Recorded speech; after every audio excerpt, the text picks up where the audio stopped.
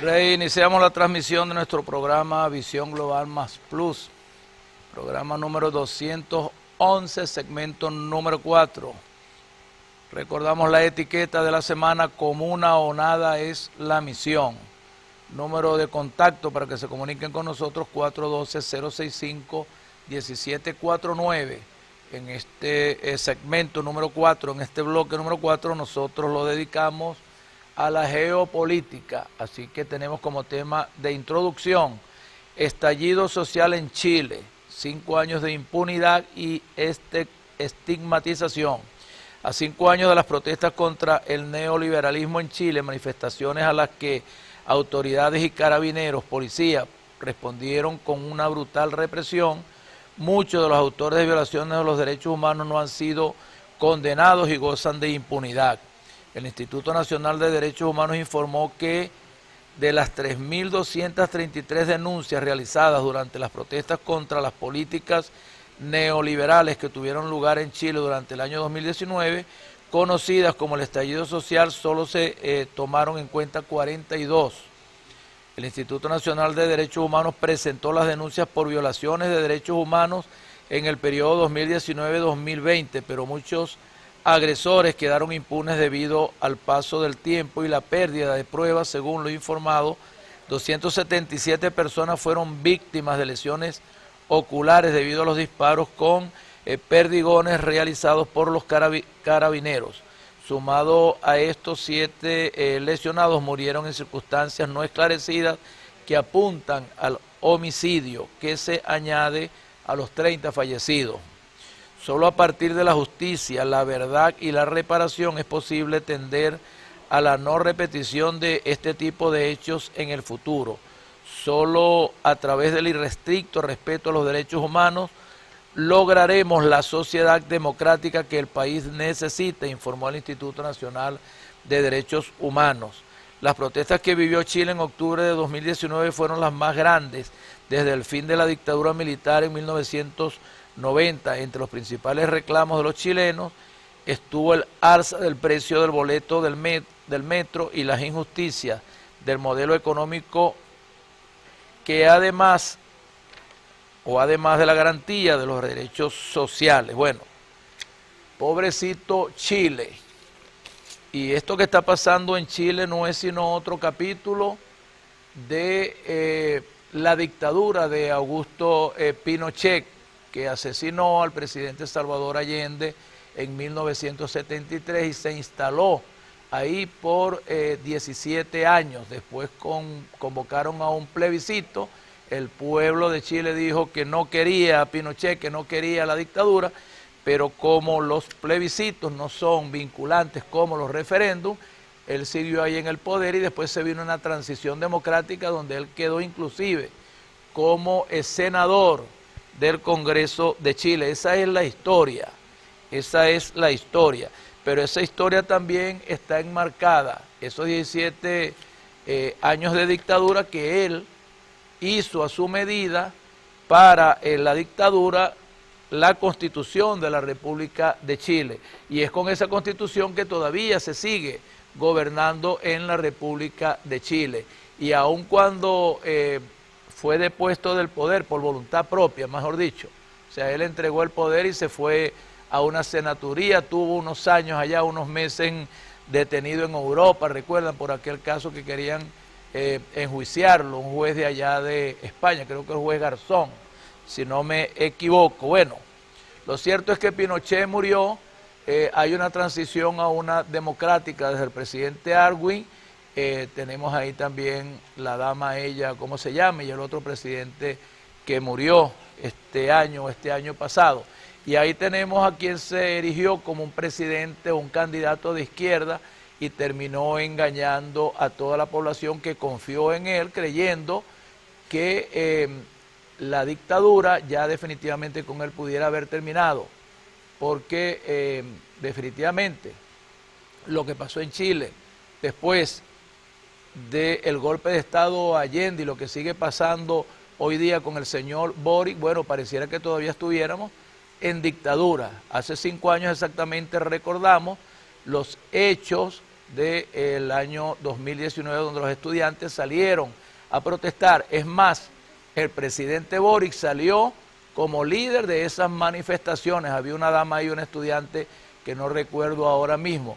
Entonces, quien fue promovido y promocionado como un líder de la izquierda revolucionaria, estudiantil, de los jóvenes de Chile, se convirtió en presidente y no es sino un títere de todavía lo que queda de dictadura en Chile y por supuesto un títere de los Estados Unidos de Norteamérica, un títere neofascista, porque es que las políticas neoliberales en Chile y el comportamiento contra la sociedad, contra el pueblo, contra los pueblos originarios de allá de Chile que están siendo violados sus derechos civiles, sus derechos humanos, sus derechos políticos, sus derechos a la existencia por ser los pueblos originarios de allá de Chile. Bueno, ahora hubo unas manifestaciones y siguen habiendo heridos, siguen habiendo muertos, siguen habiendo lesionados.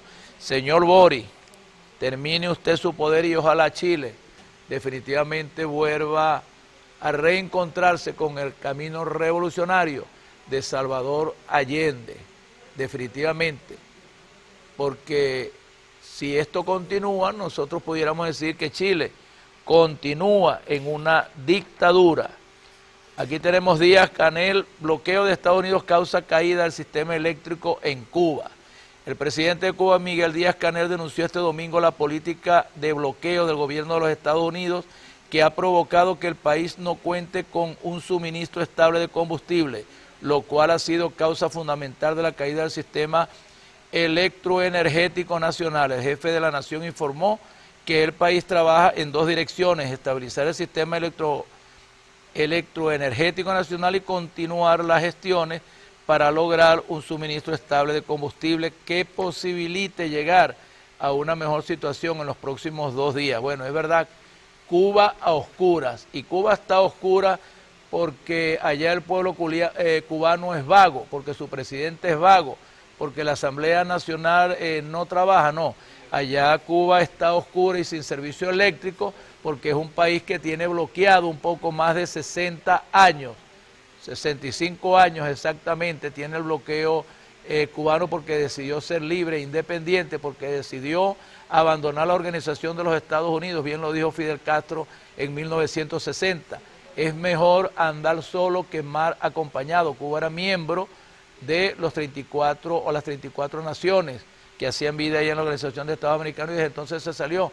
Está embargado desde 1960 por la nacionalización de algunas empresas que fueron afectados los intereses anglosajones y los intereses de los Estados Unidos de Norteamérica. La situación de Cuba muy difícil, pero el gobierno primero de Fidel Castro, después de Raúl Castro y ahora del camarada Miguel Díaz-Canel sigue resistiendo con su pueblo, mientras otras naciones, otros imperios, otras poblaciones apátridas se venden a los Estados Unidos de Norteamérica y forman parte de sus ejércitos, forman parte de sus mercenarios contra la misma Cuba y contra las mismas instituciones cubanas y contra los mismos presidentes cubanos. Los cubanos lo que andan es con legiones por el mundo, llevando médicos, deportistas, recreadores. Está pasando aquí en Venezuela.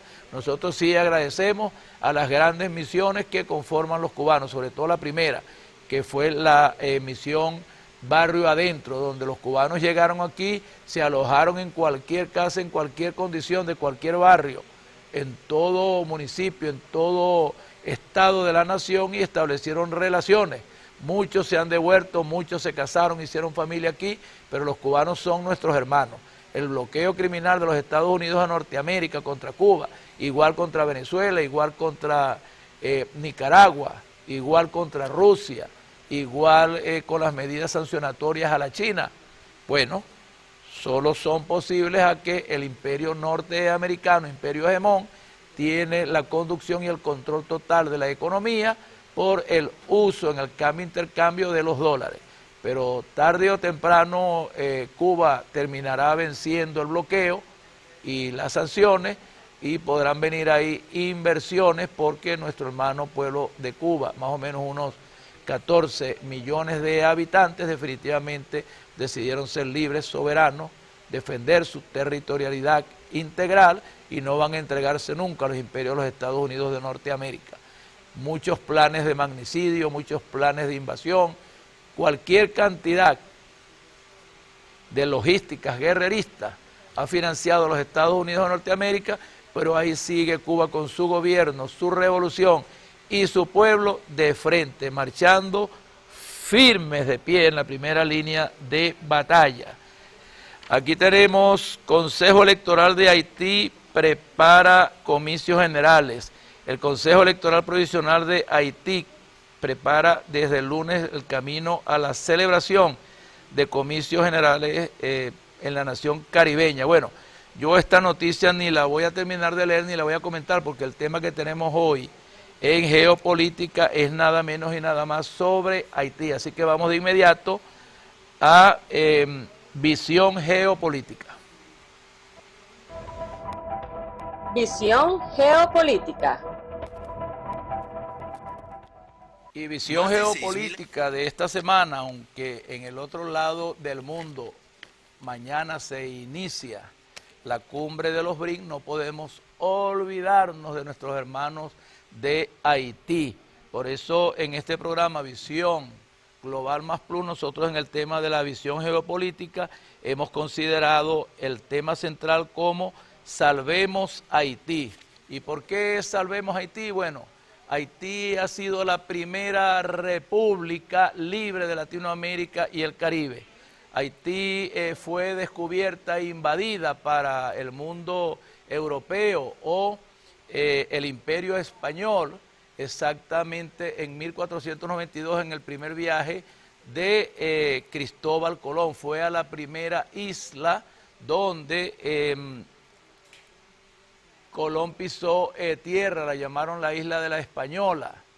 Ahí habían más o menos unos 500.000 miembros de los pueblos originarios. Esa es la historia de la invasión española, pero fueron sucediéndose otros años después y Haití se convierte en la primera nación de Latinoamérica y el Caribe que le quita un color a su bandera. Tenían izada la bandera de Francia y colocaron la bandera sin su espacio blanco, porque a partir de 1791 a 1803 y terminan con 1804 su independencia y la abolición de la esclavitud y se convierten en la primera revolución de negros en el mundo y el primer país independiente de negros en el mundo con el cariño que le tenemos a nuestros hermanos de color. Por supuesto, tenemos que recordar también ahí de Haití la ayuda que le dio el general Petión a el libertador Bolívar y a los próceres de independencia en la expedición de los Cayos en 1815 que terminó con el decreto de la Tercera República allá en el oriente del país. Pero vamos al tema de Haití. Haití para entonces, los franceses que la tenían bajo su dominio, explotaban ahí el 40% del azúcar que se exportaba a Europa y a los mismos Estados Unidos de Norteamérica. Es decir, Haití era una tierra privilegiada para el cultivo del azúcar como muchas otras islas en el Caribe, en Latinoamérica, y también la explotación del café.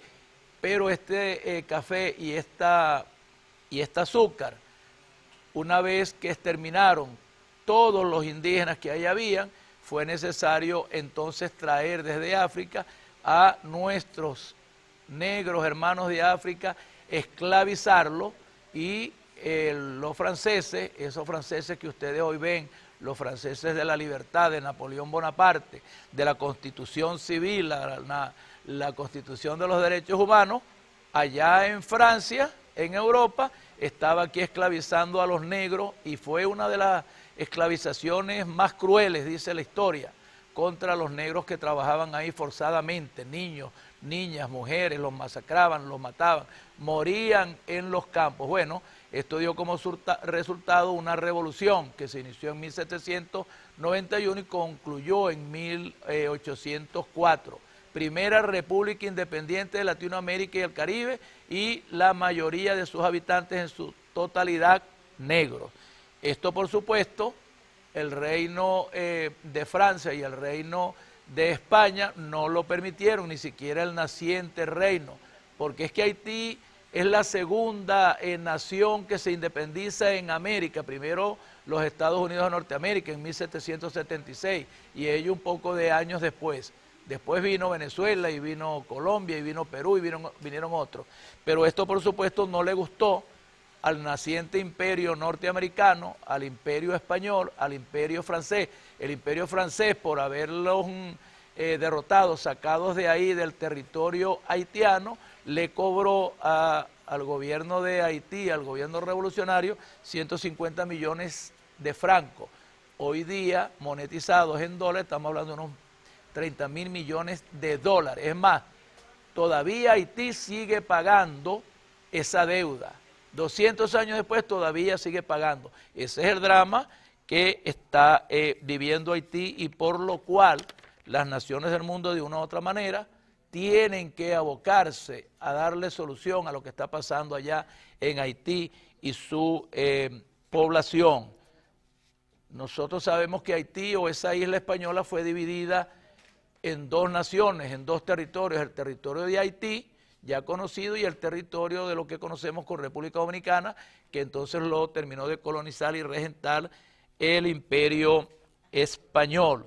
Pero no solamente esa desgracia de esa revolución de negros que llegó a independizar a Haití fue suficiente, sino que todas estas naciones bloquearon, embargaron a Haití, porque ellos estaban previendo que pudieran haber otras naciones donde los esclavos se alzaran y fueran desplazados los invasores blancos. Esa es la verdad, esa es la realidad. Entonces las penas que está pagando Haití vienen por su revolución de negros, por la constitución de la primera república libre e independiente de América Latina y el Caribe, y porque su gobierno es de negros esclavos traídos de África. Ahí muchos de ellos se coronaron como reyes y todo, eso es verdad, esa es la historia. Para 1915 asesinan a su presidente e intervienen por primera vez los Mariners de los Estados Unidos de Norteamérica a controlar el orden público y permanecieron ahí por 17 años. Pero no solamente la invasión de los Estados Unidos de Norteamérica, ni la muerte de los esclavos, ni las revoluciones y contrarrevoluciones, ni el cobro de Francia y la división del territorio en Dominicana y Haití, sino que Haití en el año 2010 sufrió la peor catástrofe natural, como fue el terremoto del año 2010. Se calculan más o menos 300.000 muertos, 300.000 fallecidos, más los lesionados, los heridos y los desaparecidos. Y fue destruido el 70% de toda la infraestructura de gobierno, de instituciones del gobierno, de salud, de educación. El mismo palacio presidencial quedó totalmente destruido y hasta este momento, hasta el día de hoy, no hay palacio que hospede ahí a ningún presidente, ningún primer ministro.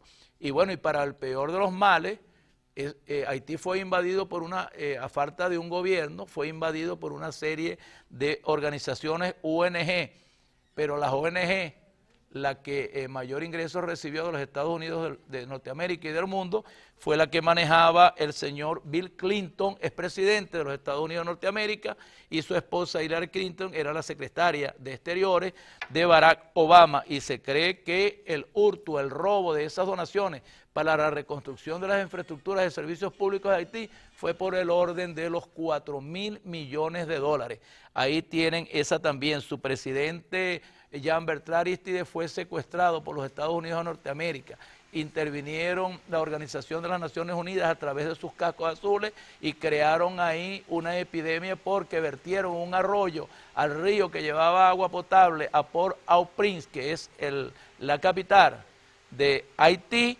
Envenenaron el agua con desechos tóxicos o desechos contaminados, y eso causó la pandemia del cólera, y más o menos fallecieron unos 10.000 haitianos. Entonces ese drama, esa tragedia de revoluciones contra revoluciones, de imposiciones militares, de golpes, de intervención de los Estados Unidos de Norteamérica, de los cascos azules, y hoy día tenemos que cuando es asesinado, secuestrado el presidente Damon, ahí en Port Príncipe, en su residencia natural, porque no tiene palacio, no hay casa de gobierno, es secuestrado. Bueno, en estos momentos Haití no tiene presidente ni tiene parlamento, tiene un ministro que lo acaban de derrocar en estos días y hay un ministro ahí provisional. En medio de esta tragedia ellos solicitaron la presencia de fuerzas militares, fuerzas policiales, pero ni la Organización de las Naciones Unidas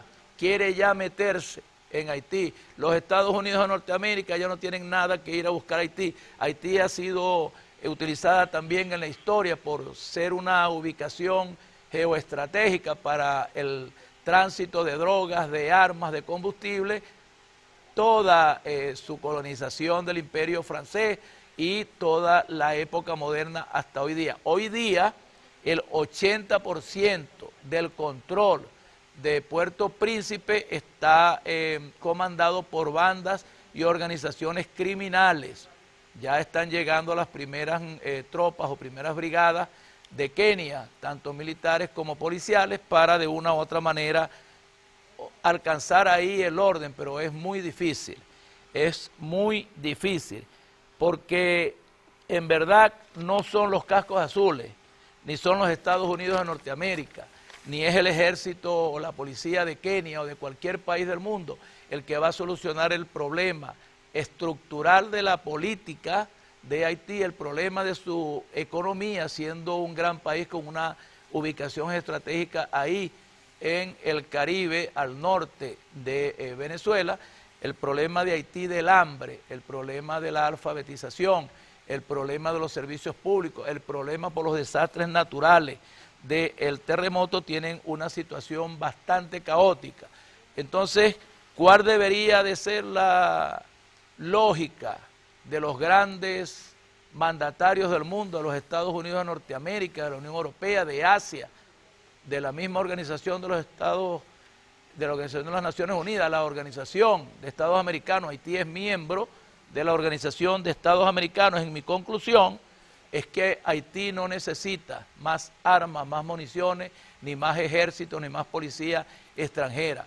Haití hay que refundarla con su pueblo, y para refundar Haití con su pueblo es necesaria una verdadera revolución con cooperación de todas las potencias del mundo, de los 5 continentes, que llegue dinero para reestructurar y restablecer todo lo que tiene que ver con las obras civiles y todo lo que tiene que ver con los servicios públicos, para que nuestro pueblo haitiano pueda tener agua potable, para que nuestro pueblo haitiano pueda tener seguridad, pueda tener electricidad, puedan volverse a reconstruir, a construir las escuelas, los hospitales, los centros ambulatorios, las universidades, para que el pueblo haitiano pueda volver a iniciar su trabajo sin estas organizaciones paramilitares, que seguro han sido fomentadas por el narcotráfico, que seguro han sido fomentadas por naciones imperiales que quieren mantener ahí ese desorden para en cualquier momento intervenir y estar ahí unos 25 años y terminar de saquear lo que ahí queda. Eso es lo que pudieran estar esperando